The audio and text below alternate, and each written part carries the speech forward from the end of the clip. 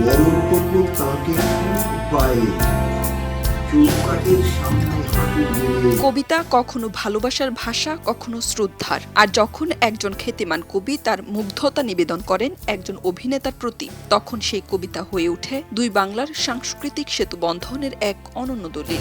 আমি প্রত্যহই পূর্ণবান। কবি জয় গোস্বামীর কবিতা একটি স্বপ্নের সূত্রে, যেখানে তিনি অসাধারণ আবেগ ও শ্রদ্ধার সঙ্গে তুলে ধরেছেন বাংলাদেশের জনপ্রিয় অভিনেতা মোশাররফ করিমের প্রতি তার মুগ্ধতা। কবিতার শুরুতেই এক স্বপ্নময় দৃশ্য। দরজা খুলে কবি দেখেন সামনে দাঁড়িয়ে আছেন মোশাররফ করিম। সেই মুহূর্তে তার মনে যেন জ্বলে ওঠে অসংখ্য আলোর প্রদীপ। কবি কল্পনায় অভিনেতাকে এমন এক উচ্চতায় নিয়ে যান, যেখানে তিনি শুধু একজন শিল্পী নন, বরং হয়ে ওঠেন শ্রদ্ধা ও বিস্ময়ের প্রতীক। চৌকাঠের সামনে হাঁটু গেড়ে মুখ রেখেছি মোশাররফের পায়ে। তার পায়ে তো জুতো, জুতোর ধুলো লাগলো আমার গাল, চিবুক, ঠোঁটে। 2023 সালে লেখা এই পঙ্গুক্তিগুলোতেই ধরা পড়ে কবির অনুভূতির গভীরতা। কবিতার প্রতি সম্মান জানাতে হাঁটু গেড়ে বসেছেন, এমনকি জুতোর ধুলোকেও গ্রহণ করেছেন ভক্তির নিদর্শন হিসেবে। তার কাছে মোশাররফ করিমের অভিনয় যেন সূর্যের আলোর মতো, যা প্রতিদিন দর্শকদের আলোকিত করে।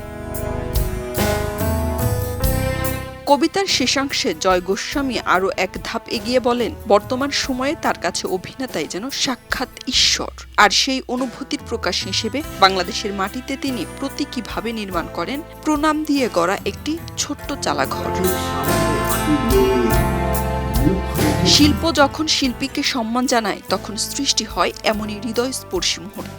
জয় গোস্বামীর এই কবিতা শুধু একজন অভিনেতার প্রশংসা নয়, বরং অভিনয় শিল্পের শক্তি, প্রভাব এবং মানুষের হৃদয়ে তার গভীর অবস্থানের এক অনন্য স্বীকৃতি। শাবনাম পারভীন, খবরের কাগজ।